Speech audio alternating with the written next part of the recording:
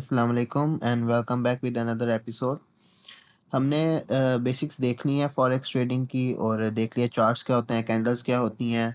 उसके अलावा हमने मार्केट स्ट्रक्चर को भी बहुत अच्छे तरीके से समझ लिया है कि मूवमेंट किस तरह से हम प्रेडिक्ट कर सकते हैं कि बुलिश है या बेरिश है मार्केट। और अब एक चीज़ आती है कि हमने ट्रेड करनी किस टाइम के ऊपर है। तो डिफरेंट स्ट्रैटेजीज़ होती हैं और डिफरेंट उसके अंदर हमारे पास डिफरेंट टाइम्स के ऊपर मार्केट का बिहेवियर डिफरेंट होता है।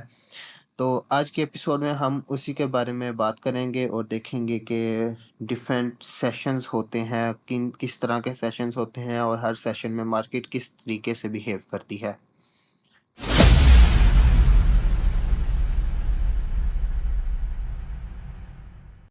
So there are three trading sessions जो कि थ्रू आउट द डे चलते हैं। उनको कई दफ़ा 4 भी कह लेते हैं क्योंकि हमारे पास एशियन सेशन के अंदर एक सिडनी होता है और दूसरा टोक्यो होता है, as you can see in the picture. हमारे पास जो सबसे पहला सेशन है हमारा वो सिडनी सेशन होता है जो कि पाकिस्तानी टाइम के मुताबिक सुबह 3 बजे शुरू होता है। सुबह 3 बजे जब मार्केट ओपन होती है तो शुरू हो जाता है सिडनी सेशन और फिर अलोंग विद टोक्यो सेशन। अच्छा, इन सेशंस का ओवरलैप भी होता है तो उसके बारे में भी हम आगे चल के बात करेंगे। अभी मैं सेपरेटली एक-एक सेशन का आपको तफसील से बताऊँगा। सबसे पहले हमारे पास सिडनी सेशन होता है जो कि रात के 3 बजे या सुबह के 3 बजे स्टार्ट होता है। उसके अंदर हमारे पास जो मार्केट चल रही होती है वो सिडनी मार्केट होती है और वॉलेटिलिटी बहुत कम होती है, लो होती है। उस टाइम आप अगर देखेंगे मार्केट को तो मार्केट मोस्टली कंसोलिडेशन में होगी या बहुत स्लो मूव कर रही होगी। उसके अलावा जो इसके अंदर करेंसी पेयर्स इन्वॉल्व होते हैं वो ऑस्ट्रेलियन डॉलर है, न्यूज़ीलैंड डॉलर है, जो मोस्ट एक्टिव होते हैं इस सेशन के दौरान। उसके बाद हमारे पास आ जाता है टोक्यो सेशन। टोक्यो सेशन में हमारे पास जो मार्केट्स एक्टिव होती हैं वो टोक्यो की होती है, हांगकांग की और सिंगापुर की होती है। दरअसल हम एशियन सेशन को जब बात करते हैं तो उसमें टोक्यो सेशन की ही बात करते हैं और टोक्यो सेशन के अंदर ही हमारे पास सिडनी सेशन भी इंक्लूड हो जाता है। तो कई दफ़ा आपको यही सिर्फ एशियन सेशन सुनने को मिलेगा तो उसमें आप ये ज़हन में रखेंगे कि सिडनी और टोक्यो दोनों की बात हो रही है। ऑलराइट, उसके बाद हमारे पास जो वॉलेटिलिटी है वो कंपेयर टू जो दूसरे सेशंस हैं आगे हम पढ़ेंगे लंदन और न्यूयॉर्क, उनके कंपैरेटिवली लो होती है। जैसे कि सिडनी में होती है, कंसोलिडेशन जारी होती है, लाइकवाइज टोक्यो के अंदर भी वही होता है। और हमारे पास जो करेंसी पेयर्स एक्टिव होते हैं उनमें हमारे पास येन आ जाता है, जापानीज़ येन होता है, ऑस्ट्रेलियन डॉलर होता है, न्यूज़ीलैंड डॉलर होता है। वही पेयर्स जो कि हमारे पास सिडनी सेशन के अंदर होते हैं। So the next session after Tokyo session is London session. ये यूरोपियन सेशन है जिसका जो हमारा पाकिस्तानी टाइम के मुताबिक 12-1 बजे शुरू होता है और इसके अंदर जो मार्केट्स एक्टिव होती हैं वो लंदन की है, फ्रैंकफर्ट की और पेरिस की होती है। और जो करेंसी पेयर्स एक्टिव होते हैं उसके अंदर हमारे पास यूरो का पेयर आ जाता है, यूएस डॉलर का पेयर आ जाता है और उसके अलावा वॉलेटिलिटी इसमें हाई होती है comparatively to Asian sessions. And then finally comes the North American session जिसको न्यूयॉर्क सेशन हम कहते हैं। न्यूयॉर्क सेशन हमारा लास्ट सेशन होता है जो कि ओवरलैप भी कर रहा होता है लंदन सेशन के साथ। तो ये अगर आप इस पिक्चर के अंदर भी देखें तो हमारे सेशंस एक दूसरे के साथ ओवरलैप कर रहे होते हैं। मतलब कि अगर एक सेशन चल रहा है तो कई दफ़ा उस सेशन के साथ दूसरा सेशन भी स्टार्ट हो जाता है। हमारा जो न्यूयॉर्क सेशन है वो शाम को 6 बजे 7 बजे पाकिस्तानी टाइम के मुताबिक शुरू होता है, 5:30 बजे हो जाता है, कभी-कभी 6 बजे होता है। वो डिफरेंट सर्दियों में अलग होता है, विंटर्स में, समर्स में अलग होता है, तो वो चेंज होता रहता है। यही 1 घंटे, आधे घंटे का डिफरेंस पड़ता रहता है। अच्छा, उसके बाद इसमें मार्केट्स जो हैं वो न्यूयॉर्क की है होती है, शिकागो की, टोरंटो की मार्केट्स एक्टिव होती हैं और इसमें जो हमारे करेंसी पेयर्स हैं वो यूएस डॉलर का पेयर हो गया, जो बहुत ज़्यादा हाईली एक्टिव होता है और ये बहुत इसमें इस ट्रेडिंग सेशन के अंदर वॉलेटिलिटी मार्केट की वेरी हाई होती है। लंदन में या एशियन सेशन के अंदर इतनी ज़्यादा हाई नहीं होती, न्यूयॉर्क के अंदर बहुत ज़्यादा हाई वॉलेटिलिटी होती है। मतलब कि जो आपको मूव एक एशियन सेशन के अंदर 1 घंटे में देखने को वो मिल रहा है, वो न्यूयॉर्क सेशन के अंदर वो आपको 5 मिनट के अंदर भी वो मूव देखने को मिल जाएगा। चलें अब चार्ट पर आते हैं और देखते हैं कि सेशंस किस तरह से वर्क करते हैं। अगर मैं आपको यहाँ पे दिखाऊँ, ये यूएस 100 इंडेक्स का चार्ट मेरे पास ओपन है और आपको सेशंस को आइडेंटिफ़ाई करने के लिए एक-एक लाइन लगा के टाइम देख के आइडेंटिफ़ाई करने की ज़रूरत नहीं है। सीधा यहाँ पे इंडिकेटर्स के ऊपर आप अगर आएँ, तो यहाँ पे आप सेशंस लिखेंगे, तो आपके पास ये काफ़ी सारे इंडिकेटर्स आ जाएँगे। आपने यहाँ पे लक्स एल्गो का ये इंडिकेटर अप्लाई कर लेना है अपने चार्ट के ऊपर। अच्छा, अकॉर्डिंग टू आवर थ्योरी जो हमने सारा अभी डिस्कस किया है, अगर आप देखें तो यहाँ पे हमारे पास सिडनी सेशन जो चल रहा है, सिडनी सेशन चला है, टोक्यो चला है, एशियन सेशन पूरा हमारा, और फिर उसके बाद लंदन सेशन हमारा किस तरह से गया है कि कंसोलिडेशन चलती रही है। इसकी रीज़न ये है कि हमारा जो यूएस 100 इंडेक्स है वो ज़्यादा ड्राइव होता है यूएस डॉलर से, और यूएस डॉलर की जो मार्केट है वो हमारी जाके न्यूयॉर्क सेशन के अंदर ओपन होती है। तो अगर आप यहाँ पे देखें, तो बिल्कुल एग्ज़ैक्टली जैसे न्यूयॉर्क सेशन ओपन हुआ है, उसके तकरीबन 20 मिनट 15 मिनट के बाद मार्केट ने काफ़ी बड़ा मूव दिया है, काफ़ी ह्यूज मूव था। और उस इसी तरह से अगर मैं आपको पीछे भी दिखाऊँ, तो जैसे ही दिन स्टार्ट हुआ है, पाकिस्तानी टाइम के मुताबिक 4 बजे दिन स्टार्ट हुआ है और उसके बाद मार्केट कंसोलिडेट करती रही है पूरे एशियन सेशन में। और लंदन सेशन में बहुत स्लो थी, उसने कुछ मूव निकाला है लेकिन स्लो थी। उसके बाद जैसे ही न्यूयॉर्क सेशन ओपन हुआ है, तो इसकी वॉलेटिलिटी बहुत हाई हो गई थी। इसकी रीज़न वही है कि आपका यूनाइटेड स्टेट डॉलर जो है, वो बहुत हाईली एक्टिव हो जाता है न्यूयॉर्क सेशन के अंदर, और आपका ये जो 100 इंडेक्स है, ये आपका ड्राइव ही यूएस डॉलर से होता है।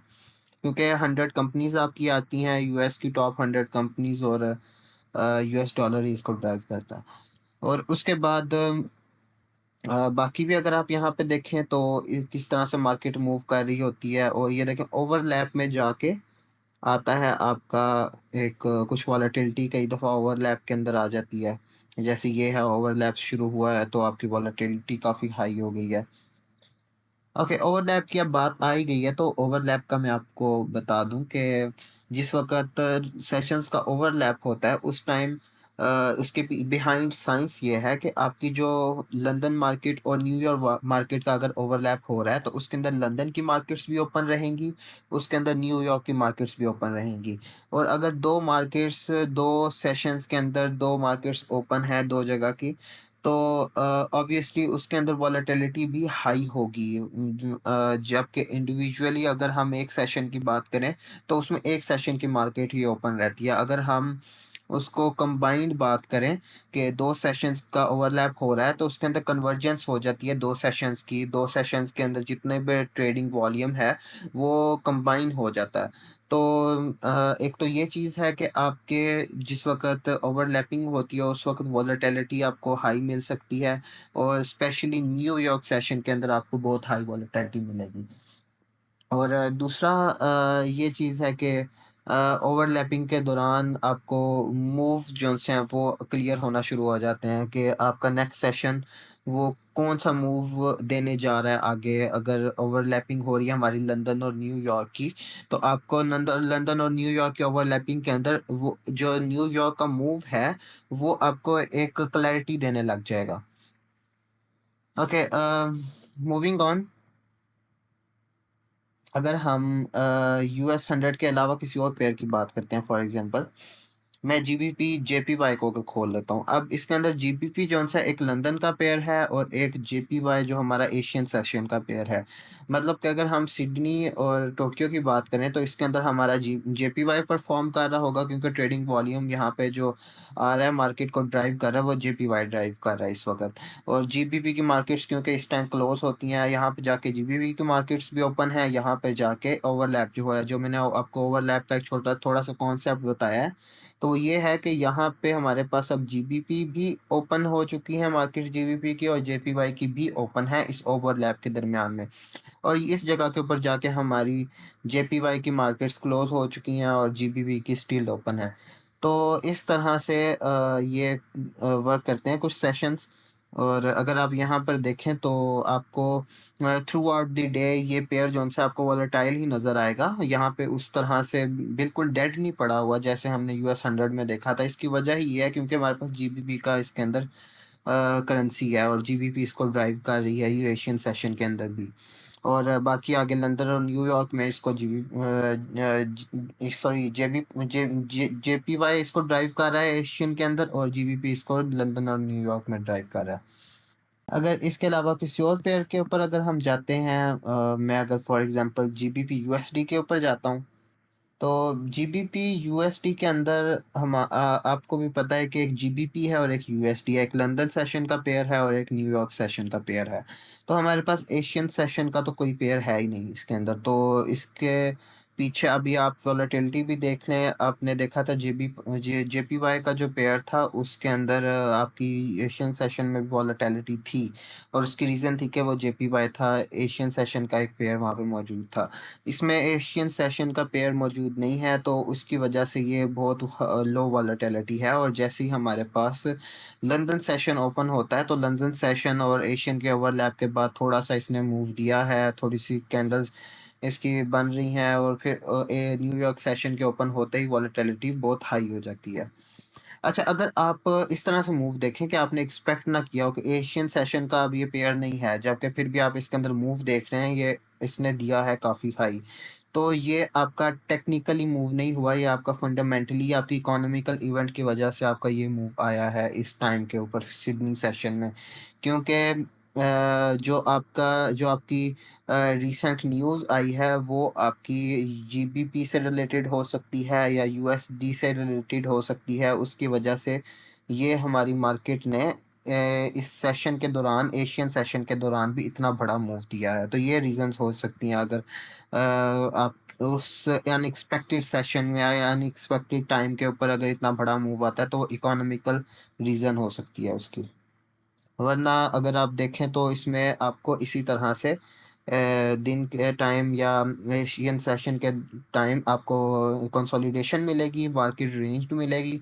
और बाकी अगर हम लंदन या न्यूयॉर्क के अंदर जाएंगे तो आपको वॉलेटाइल वॉलेटाइल मार्केट मार्केट मिलेगी। अच्छा, सेशन ओवरलैप की अगर हम बात करें, तो जैसे कि मैंने आपको दिखाया कि लंदन और न्यूयॉर्क सेशन के ओवरलैप के अंदर वॉलेटिलिटी थोड़ी हाई हो जाती है, क्योंकि वो एक कन्वर्जेंस होती है दो सेशंस की। उसके अंदर लंदन की भी मार्केट्स ओपन होती हैं और उसके अंदर हमारी न्यूयॉर्क की भी मार्केट्स ओपन होती हैं। तो वो एक जो ओवरलैप है वो उन दोनों मार्केट्स की कंबाइंड वॉलेटिलिटी को ऐड कर देता है, और उसकी वजह से मार्केट जो है वो फास्ट ड्राइव करती है, वॉलेटिलिटी उसके अंदर थोड़ी हाई हो जाती है। उसके अलावा आपके जो सेशंस हैं वो आपकी स्ट्रैटेजी के ऊपर डिपेंड करते हैं कि आपने अपनी स्ट्रैटेजी के हिसाब से किस सेशन के अंदर बैठ के ट्रेड करना है। अगर आप बिगनर हैं तो आप ऑब्वियसली एक्सपीरियंस करेंगे, सुबह भी बैठेंगे, शाम को भी बैठेंगे, देखेंगे कौन सा सेशन सूटेबल है। आप अपनी स्ट्रैटेजी को बिल्ड कर रहे होंगे तो आपको बैठना पड़ेगा हर सेशन में। उसके बाद आहिस्ता आहिस्ता आपको ये चीज़ समझ आने लग जाएगी कि मेरे लिए रेंज मार्केट बेटर है या फिर मेरे लिए एक वॉलेटाइल मार्केट बेटर है। वो आपको आइडिया होगा with the passage of time, और फिर आप अपनी स्ट्रेटजी को उस लिहाज से डेवलप करना शुरू करेंगे। आई होप आज का लेक्चर आपको समझ आया होगा और आपको इन्फॉर्मेटिव लगा होगा। Thank you for watching. मिलते हैं दोबारा एक और एपिसोड के साथ। खुदा हाफिज़।